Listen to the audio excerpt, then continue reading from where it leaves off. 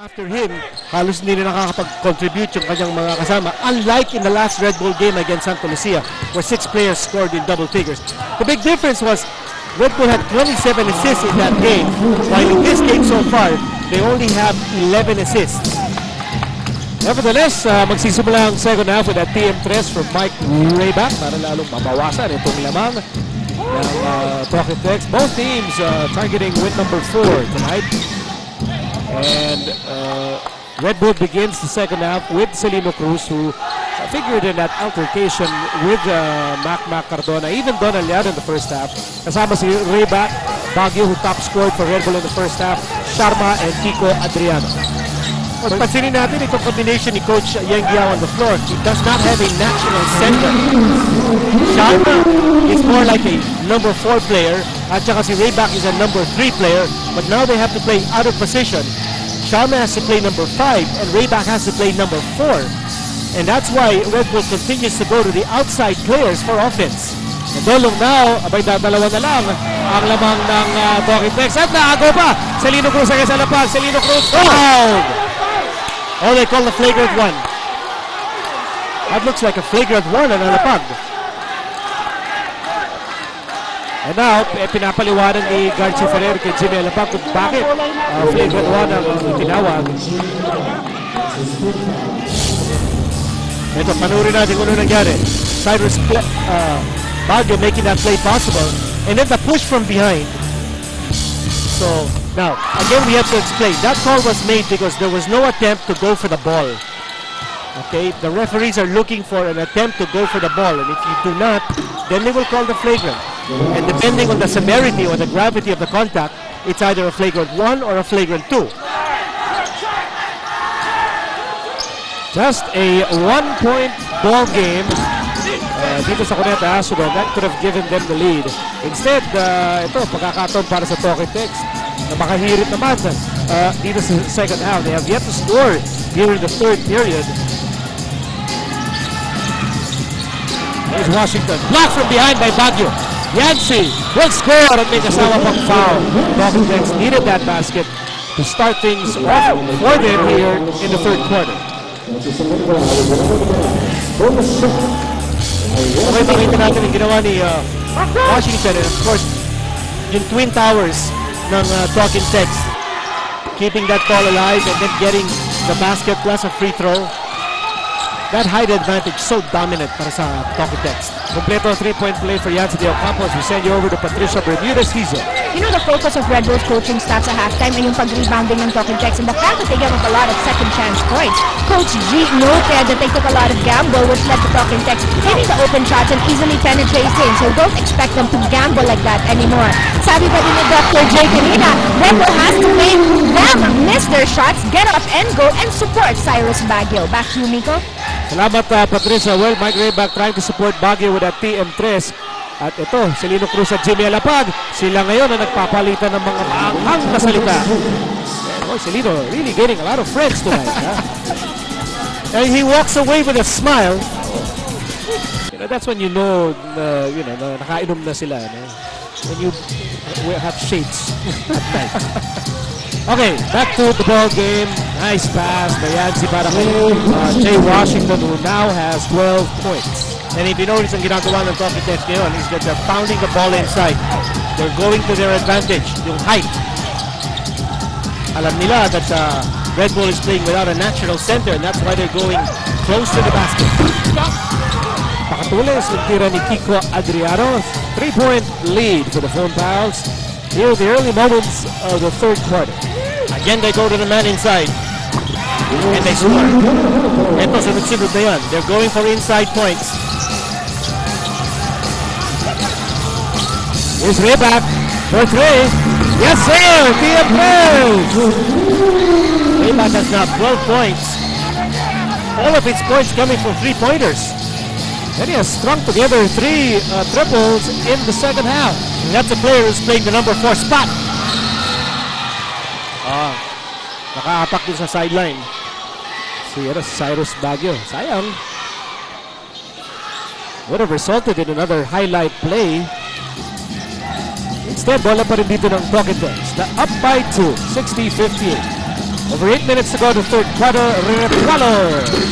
Short tip-in for Yancy De Ocampo. Yancy has been the man of the moment. That's right. It's more inside points from Talking Tex because nobody can box him out. He's just too tall.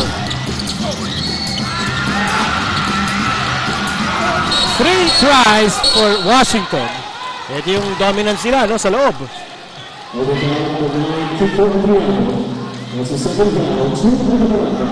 You know, while the big men are scoring, the man who's making things happen for Talking Tex is Jimmy Alapag. He's setting the table para sa phone fouls, and he's making sure that the ball goes to the man inside. Here's Harvey Carey, blocked from behind. Bola napulot ni Sharma, napunta kay Adriano. Adriano on the move. Adriano hindi na ito titigil. Nabangga. Hello, up is good!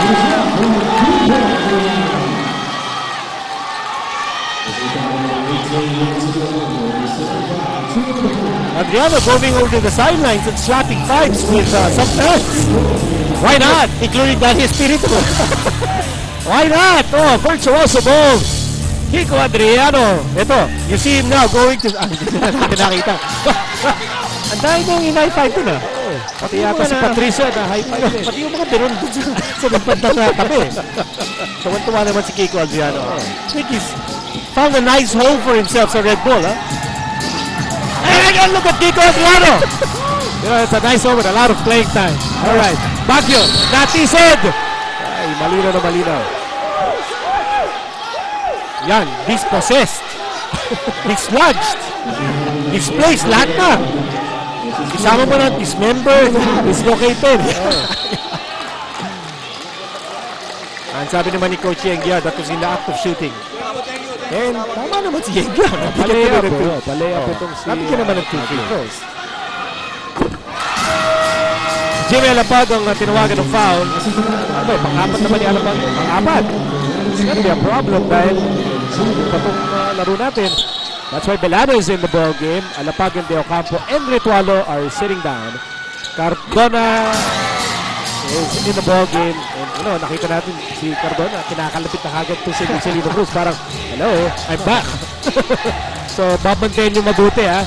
Cardona against Celino Cruz at hinawakan ni Adriano itong si Cardona. You know, Cardona really is a pesky customer on offense and on defense. Ang kulit na bata siguro nito. Ang tinatawag din ng referee ngayon, yung fouls away from the ball ha. Again, nakita natin yung tawag ng referee against Kiko Adriano playing tough defense on Mac Cardona. Now, Taulaba is in the game, so you expect him to get the ball. Here's Cardona. Drop off. Washington. Wala. One more time. Wala pa rin. Boy, too many second chances here for the phone fouls. And by the way, lamang na itong Red Bull. 63-62. Ano ha? Because the Red Bull's frontline, they're being manhandled inside. Yes. Ang problema, on the other end of the floor, Talking Tex defense is beginning to show signs of weakness. Kagaya nung nangyari dun sa first quarter. And allowing Red Bull to score some points. It's Derek Pumaren is in his 25th year of coaching. Although early on in his career, he almost gave up.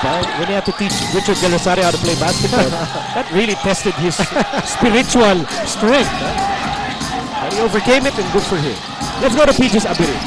Okay, earlier I spoke to Topex. I asked him about how the team's feeling na wala si Judy. Sabi naman niya, alam mo, ang Red Bull mindset is don't depend on one player to play the game. Kaya for them, it's not a setback but an opportunity. They're taking it as a chance for someone to step up. And who knows, it might be someone else's time to shine, guys.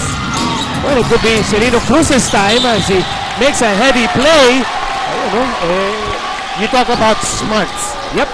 Binato na lamang yan sa hita ni Harvey Carey as he was falling out of bounds. Although they were going for a knockout play right there.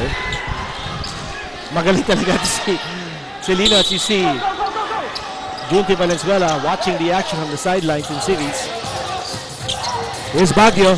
Outside. Cruz. Yes, sir! Yes! Cruz! 11 markers for the veteran point guard. Aba, tatlo na. Ito lamang ng Red Bull. 66, 63. Reach-in. That's a reach-in foul. Halos sampa na itong si Celino Cruz kay Washington. Now, ang problema dito sa Talking Tex, nagiging very predictable na ang kanilang offense. No? They're always going to the post. They're going to the inside 2 points.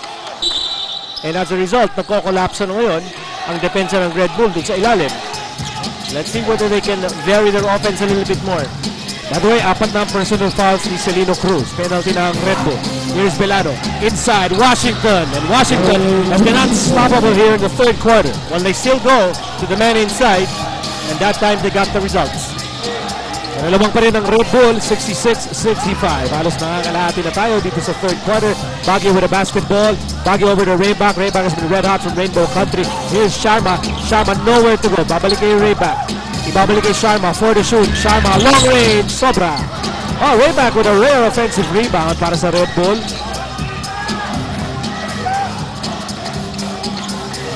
I say rare dahil Pocket Tex has had a commanding lead in rebounds as Baguio yes! For the layup. Give him that lane and he's going to score. You know, this is really turning out to be the breakout year for Cyrus Baguio. Oh yes. Well, Red Bull certainly getting the job done offensively in this quarter. They have pumped in 5 3-point shots sa quarter na to. Miss by Velano, tapi ka ng bola. Ako, Washington na naman.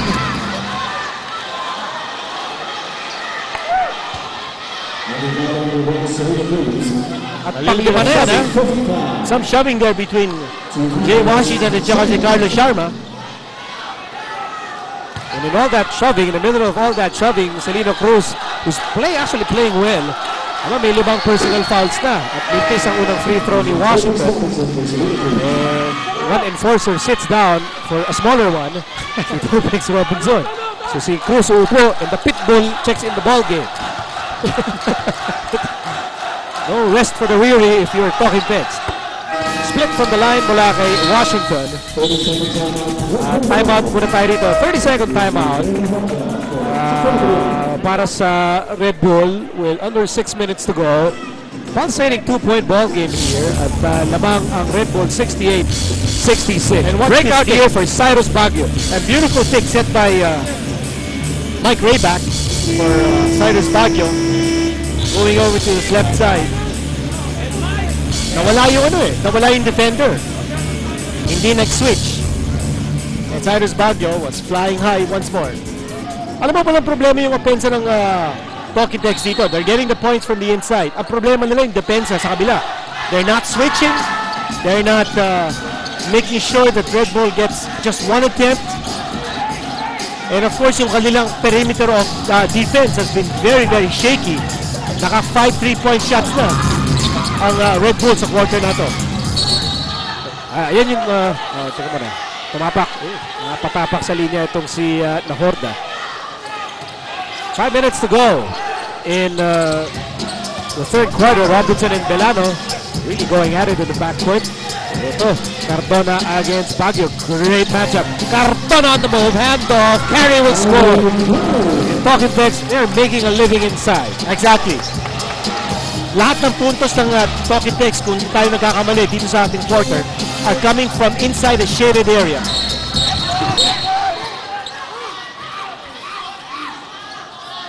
Hindi po act of shooting yun, ha? Foul was committed much earlier. Now Red Bull is already in the penalty with 4:45 to go. Oh! Ang ganda naman ang play na yun. 24 points for Cyrus Baguio. And catching Atsi Taulava napping in that inbound play. Here's Velano. Velano, kick out, Carey against Rayback. 12 to shoot para sa full pass. They're down by 2. Velano to Carey, back to Velano, 6 to shoot. Cardona goes right. Cardona slices in. And Taulava scores unmolested. Patience in the execution and Talking Tex. Again going for the extra pass and the big man inside. High ball game at 70. That's our 6th deadlock. Here's Nahorda.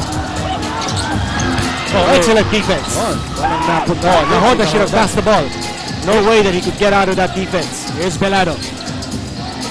Phone pass can regain the lead with a basket here. Ito na si Cardona. Cardona, looper!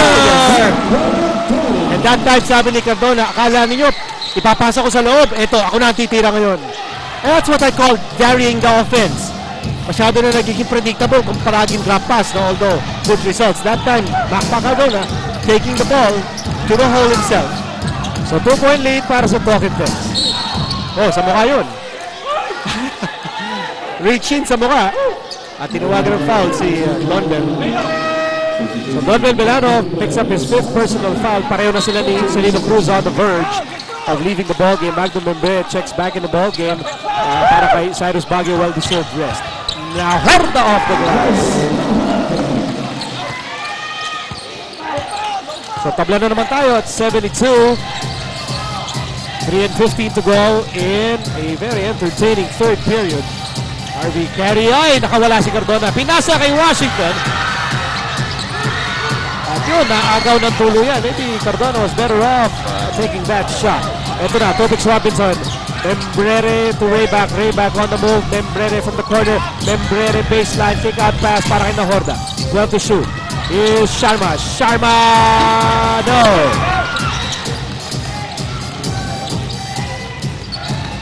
Washington. Taolava. Taolava spins. Blocked by Rayback. That's 3 blocks now for Mike Rayback. Here's Robinson. Help picks Robinson. Membrere for 3. Off the mark. And it's last touch on Red Bull. Okay. Al-Jabal, the rookie out of San Beda, is back on the court. And Villones for the first time on the floor. And here's Cardona. Tinulak.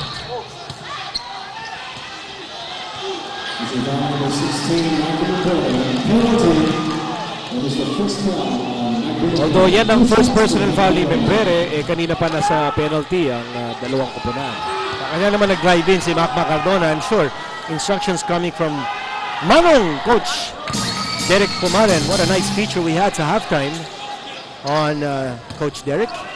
And he has led teams, he has handled every level, college, amateur, and of course PGA championships at every level.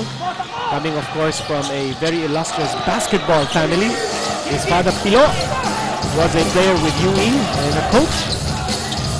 Of course, we all know about his brothers Franz and Lindo.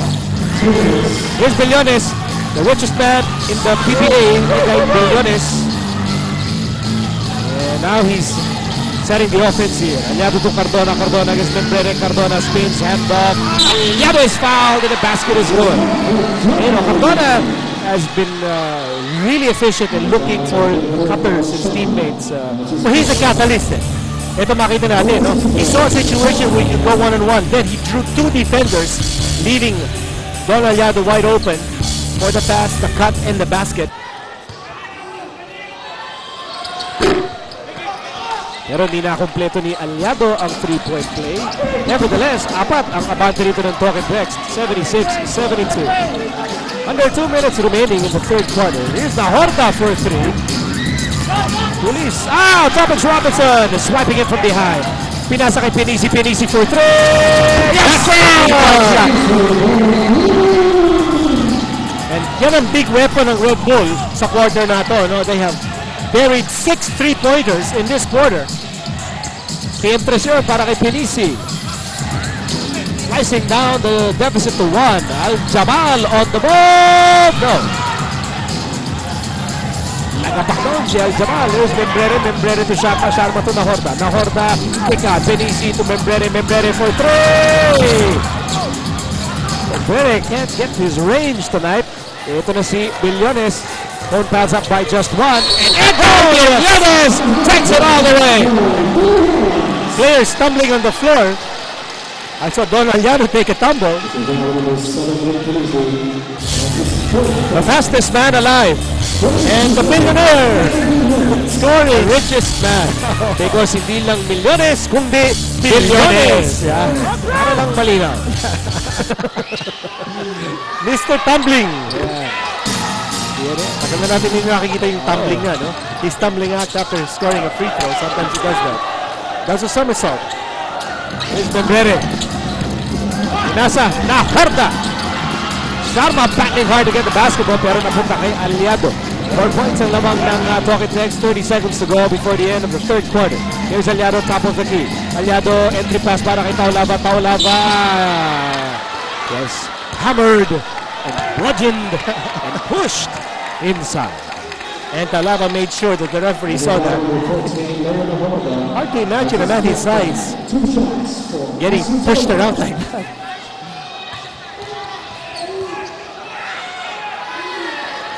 Ito yung free throw ng Talking Tex. Sinabi natin yung kanina that Phone Pals badly need to improve their free throw shooting.